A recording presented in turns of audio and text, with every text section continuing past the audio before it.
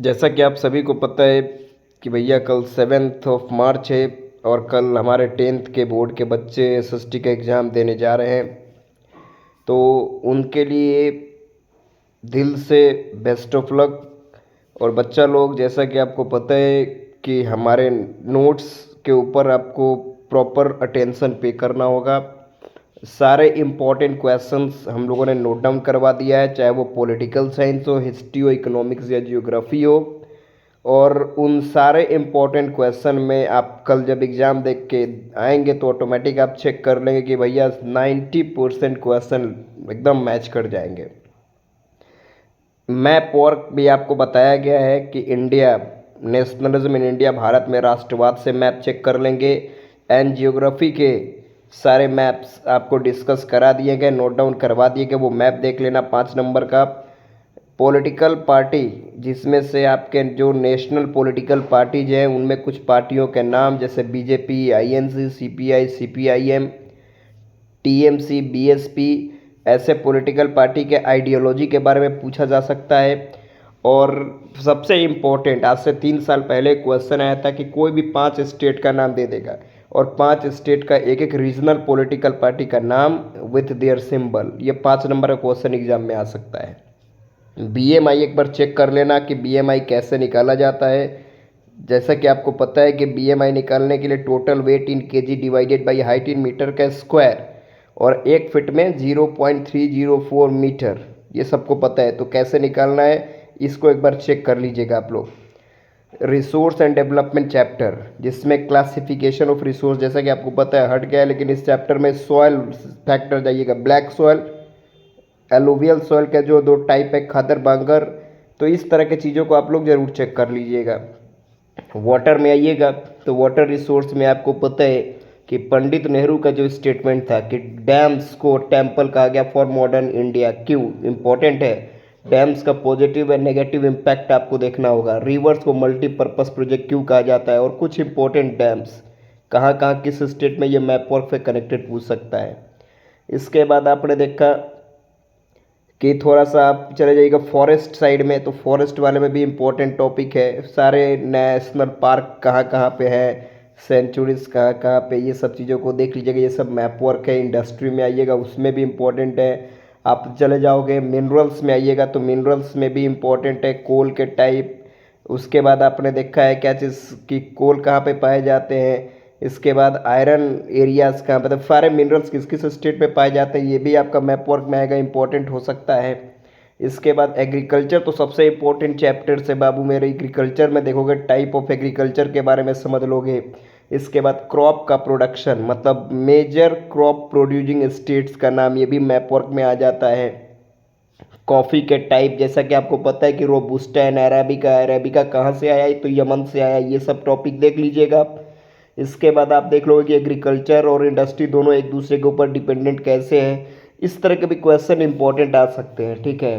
Political science में आइएगा तो पावर शेयरिंग के बारे में, जैसे में श्रीलंका का कॉन्फ्लिक्ट हो जाएगा, बेल्जियम का एकोमोडेशन हो जाएगा। इसके बाद थोड़ा सा डिस्कस करिएगा तो पावर शेयरिंग का इंपॉर्टेंस क्या है, क्वेश्चन को थोड़ा ट्विस्ट करके पूछता है। प्रूडेंशियल मोरल रीजन के बीच, मतलब प्रूडेंशियल मोरल रीजन जो उसके बीच का डिफरेंस क्या, ये भी क्वेश्चन डिस्कस करता है। टाइप ऑफ पावर शेयरिंग, जिसमें हॉरिजॉन्टल वर्टिकल पावर के बीच का डिफरेंस क्या है, हॉरिजॉन्टल पावर को चेक एंड बैलेंस क्यों कहते हैं, इस तरह के भी क्वेश्चन आपके एग्जाम में आ सकते हैं। फेडरलिज्म में तो यूनिटरी फेडरल के बीच का डिफरेंस, फेडरल के भी 2 type, coming together and holding together के बीच का डिफरेंस, फेडरल सिस्टम का की फीचर्स, ये भी इम्पोर्टेंट है। डिसेंट्रलाइजेशन 1992 के पहले, 1992 के बाद। सब मैं एक बार अपना पूरा मतलब कि नोट्स जो है एक बार जरूर रीड कर लेना, वीवीआई है। इसके बाद पंचायती राज की बात आएगा, फिर जेंडर रिलीजन, ये तो मैंने उस दिन डिस्कस सब कर दिया था। चलिएगा हिस्ट्री साइड में आ जाओगे बाबू मेरे, तो हिस्ट्री में भारत में राष्ट्रवाद हो या फिर यूरोप में नेशनलिज्म, ये दोनों चैप्टर इंपॉर्टेंट होगा। गांधी के सारे मूवमेंट के बारे में डिस्कस कर लीजिएगा। गांधी का जो नॉन कोऑपरेशन चार्ट हुआ है, ध्यान देना, 5-5 नंबर का एक क्वेश्चन निकलता है। Non cooperation in town, non cooperation in country side, non cooperation in plantation, non cooperation in forest, कोई एक क्वेश्चन आ सकता है। सत्याग्रह का आइडियोलॉजी क्या था, इसको डिस्क्राइब कर लीजिए। फिर सॉल्ट मार्च, गांधी ने सॉल्ट को ही क्यों यूज़ किया as a tool, Gandhi Irwin pact से लेके पूरा पैक्ट तक, ये सारा टॉपिक एक बार डिस्कस कर लीजिएगा। जालियांवाला बाग से लेके साइमन कमीशन तक ये सब डिस्कस कर लेना। गांधी के वो सारे एफर्ट्स अनटचेबिलिटी को हटाने के लिए देश के अंदर से, ये सब पॉइंट को डिस्कस कर लीजिएगा, ठीक है। इसके बाद कलेक्टिव आइडेंटिटी हमारे देश में कैसी लाई गई, भारत माता का डिस्क्रिप्शन, ये सब देख लेना। यूरोप में जब जाओगे तो यूरोप में आपने देखा क्या चीज़ की, फ्रेडरिक ने जो पेंटिंग बनाया था उसका मेन विजन क्या था, यूटोपियन, सबको पता है। फिर दूसरा क्वेश्चन हो सकता है कि steps taken by French revolutionaries to bring collective identities, कैसे, ये बताइए। नेपोलियन के बारे में कुछ पूछ देगा, ग्रीक रिवॉल्यूशन से लेकर पोलैंड के रिवॉल्यूशन तक बात कर लेगा। इसके बाद थोड़ा सा हम फ्रैंकफर्ट पार्लियामेंट की बात कर लेंगे, यूनिफिकेशन जर्मनी का, ब्रिटेन का और इटली का, ये तो इम्पोर्टेंट है ही है। इसके बाद एलेगोरी के बारे में, चाहे वो जर्मनी का हो या फिर फ्रांस की क्रिस्टियन मैरियाने हो, फिर बाल्कन के घटना के बारे में भी डिस्कस कर सकते हैं, सिलेशिया के मूवमेंट के बारे में बात कर लेगा। ये सब टॉपिक को एक बार डिस्कस आप लोग जरूर कर लीजिएगा। फिर आपने ट्रीटी ऑफ वियना जो था उसका मेन ऑब्जेक्टिव क्या था, उसको होस्ट कौन कर रहा था, ये सब ऑब्जेक्टिव क्वेश्चन मैप एक बार जरूर आप लोग नोट्स पढ़ लीजिएगा। इसके बाद आप थोड़ा सा चलिए जाएगा मेकिंग ऑफ ग्लोबल वर्ल्ड, उसमें 1.3 तक ही एक बार डिस्कस कर लेना। उसको भी प्रिंट कल्चर में इंपॉर्टेंट है कि भैया चाइना में प्रिंट कल्चर का जो विस्तार हो रहा था उसके पीछे का रीजन क्या था। तो 3 रीजन मैंने डिस्कस किया था, जिसमें आपने देखा था क्या चीज़ कि सबसे पहले ब्यूरोक्रेटिक एग्जामिनेशन वहाँ पे चल रहे थे। दूसरा आपने देखा कि जो ट्रेडर या फिर जो मर्चेंट इधर पे उधर माइग्रेट करते थे तो वो भी कहीं ना कहीं नोट करते थे सारे इन्फॉर्मेशन को, तो वो भी प्रिंट, और जो मतलब कि जो पैसे वाले रिचेस्ट फैमिली की वीमेन थी वो भी अपनी ऑटोबायोग्राफी लिखती थी, या फिर जो ये सब चीज़ों को देख लीजिएगा। फिर आप देखिएगा प्रिंट कल्चर का इम्पैक्ट ऑन फ्रेंच रिवॉल्यूशन, ये टॉपिक इंपॉर्टेंट हो सकता है। फिर मार्टिन लूथर के बारे में कि मार्टिन लूथर का 95 थीसिस लिख के उसने रोमन कैथोलिक चर्च को क्रिटिसाइज क्यों किया था, इसको भी देख लीजिएगा। वर्नाकुलर प्रेस एक्ट 1878, उसको भी देख लीजिएगा। फिर प्रिंट कल्चर का इम्पैक्ट हमारे देश के ऊपर क्या पड़ा है वो भी देख लीजिएगा। फिर आपने एक और चीज़ देखा है कि प्रिंट कल्चर के समय मतलब गरीबों के लिए किसने किसने क्या क्या बुक्स लिखा है, वुमेन के लिए क्या क्या लिखा है, ये सब चीज़ों को भी एक बार डिस्कस, ये सब ज़्यादा इसमें से ऑब्जेक्टिव क्वेश्चन, इसमें लॉन्ग क्वेश्चन नहीं आता है प्रिंट कल्चर से, ठीक है। आगे बढ़िएगा, इकोनॉमिक्स में बात करिएगा तो इकोनॉमिक्स में पहला डेवलपमेंट जिसमें आपको देखना होगा क्या चीज़ कि वर्ल्ड बैंक और UNDP, United Nation Development Programme, उन दोनों का जो डेवलपमेंट का डेफिनेशन होता है उसमें क्या डिफरेंस होता है, ये नोट्स में आपको बताया गया कि वर्ल्ड बैंक जो होता है केवल एवरेज इनकम को देखता है और UNDP income, health and education तीनों को देखता है। फिर average income, per capita income, PCI, इसमें क्या डिफरेंस, तो कोई डिफरेंस नहीं, दोनों तो सेम है। इसके बाद एवरेज इनकम को हमेशा डॉलर में कैलकुलेट क्यों करते हैं, एवरेज इनकम का लिमिटेशन क्या होता है, ये सब देख लीजिएगा। हेल्थ में आइएगा तो बीएमआई, बॉडी मास इंडेक्स को कैसे निकाला जाता है, 3 नंबर का क्वेश्चन निकल सकता है एग्जाम में, याद रखना।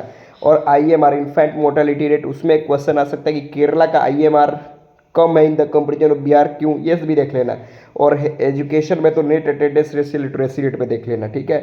इसमें क्वेश्चन आ सकता है कि एक का मतलब एक का development of one can be the destructions for another, कैसे इसको जस्टिफाई करो, क्वेश्चन आ सकता है।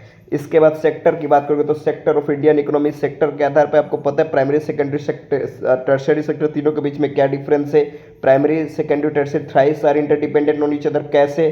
फिर प्राइमरी सेक्टर सबसे ज़्यादा एम्प्लॉयमेंट को जनरेट करता है in the comparison of service sector, क्यों। फिर सर्विस सेक्टर का विकास बहुत तेज़ी से हुआ है अभी करंट सिनेरियो में, कैसे, इसको बताइए। जीडीपी क्या है, जीएनपी क्या है, जीडीपी का टाइप कितने, ये सब टॉपिक मैंने डिस्कस किया है, ये सब यूट्यूब चैनल पर भी मेरे मौजूद है, ये सब जरूर देख लीजिएगा। इसके बाद आपको बताना होगा, ये सब के बाद आगे निकलिएगा। मनी एंड क्रेडिट की बात करोगे तो मनी क्रेडिट की बात करोगे तो सबसे इंपॉर्टेंट क्या हो जाएगा कि भैया अभी के डेट में barter system, double coincidence of funds, ये क्या था इसको देख लेना। आरबीआई का रोल क्या है, bank play the role of mediator between depositor and borrower, कैसे, इस टॉपिक को भी जरूर देख लीजिएगा।